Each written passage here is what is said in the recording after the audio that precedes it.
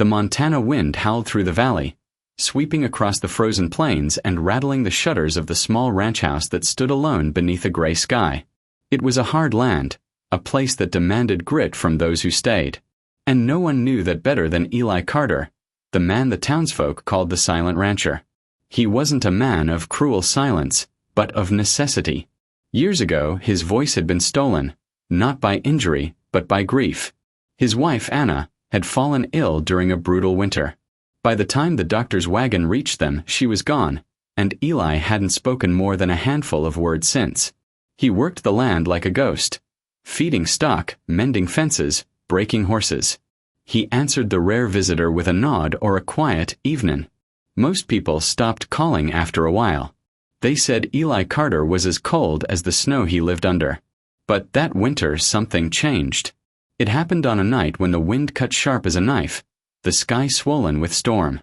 Eli was stacking wood when he heard it, a faint, uneven knock at his door. He frowned.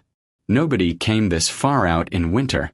When he opened the door, the wind shoved in a flurry of snow, and with it a figure. A woman, shivering, clutching a small bundle in her arms. Her face was pale, her lips trembling, her hair matted with frost. "Please," she whispered, her voice cracking. We've been walking since morning. My sister's boy. He's so cold." Eli's heart jolted.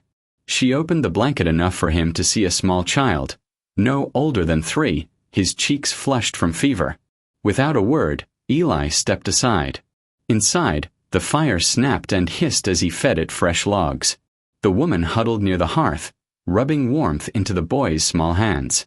Eli fetched a kettle, poured water, and set it to boil. His movements were quick, steady, practiced from years of survival alone.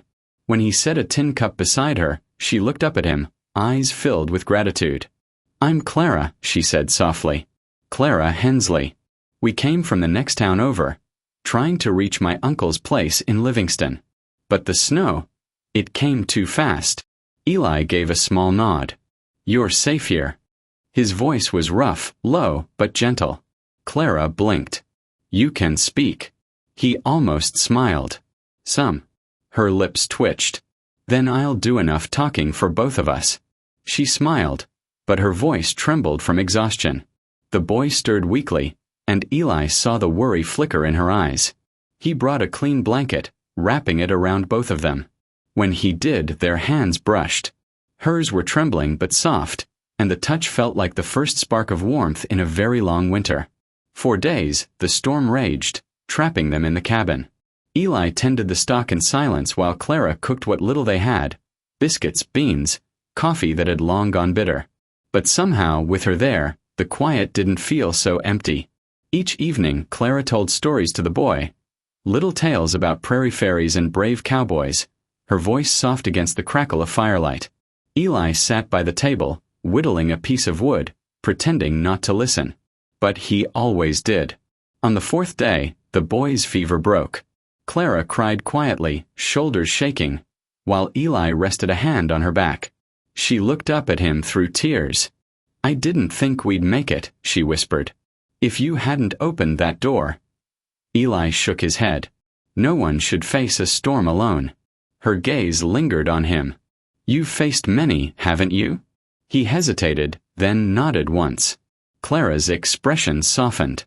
"Then I'm sorry no one was there to open a door for you." For a moment, something heavy cracked open inside him. Something he hadn't felt since Anna's last breath. Compassion. When the storm finally passed, the world outside lay silent under a blanket of white. Clara helped Eli shovel the drifts away from the barn door, her laughter bright in the frozen air. "You work too hard, Mr. Carter," she teased. "If you're not careful, this ranch'll tire you out before the cattle do." He glanced at her, the faintest smile tugging his lips. "You talk too much." She gasped dramatically. "Why, that might be the first real sentence I've heard you say." He chuckled then, a low, rusty sound that startled them both. It was the first laughter that had filled that cabin in years. That night, when Clara tucked the boy into bed and sat by the fire, she said softly, "You should laugh more. It suits you." He looked at her through the firelight. "Forgot how." Then we'll remember together, she said simply. Over the next weeks, the world thawed. The boy, Thomas, grew stronger, chasing the barn cats and following Eli as he worked. Clara began to stay longer than she'd meant to. She helped mend tack, hang laundry, and plant early seeds in the thawing soil. At first, Eli told himself it was temporary. But every morning he woke to her voice humming by the stove, and every night he watched her smile fade gently into sleep, and it began to feel like something he'd lost long ago was finding its way back. Still, he said nothing. Words had always failed him. Then, one evening, as the sky burned orange over the hills, Clara joined him on the porch. "You'll ride to town tomorrow?" she asked. He nodded. "Need supplies." She twisted her hands together. "Uncle sent word. He's expecting us soon." He froze. Of course she would go. She'd never belonged here. Not to his silence, not to his ghosts. "I'll take you," he said quietly. She turned to him, eyes glistening. "Eli, I don't want to go." That made him look up. She stepped closer. "Thomas needs a place to grow. I need a place to breathe again. And this ranch, this quiet, it's not lonely anymore." He swallowed hard, heart pounding. "You'd stay here. If you'd let me," she whispered. For a long moment, only the wind moved between them. Then Eli reached out, his hand trembling as it brushed her cheek. "Stay," he said. "Please." It was just one word, but for him it was everything. The months that followed were golden. The ranch thrived under two pairs of hands. Clara's laughter filled the air, Thomas's footprints dotted the yard, and Eli's silence no longer felt like a curse. He spoke more slow, careful words, and each one made her eyes light up as though he'd given her a gift. When summer came, the whole valley bloomed. Townsfolk passing by began to notice the change in the silent rancher. Some even said the land itself seemed to breathe easier now.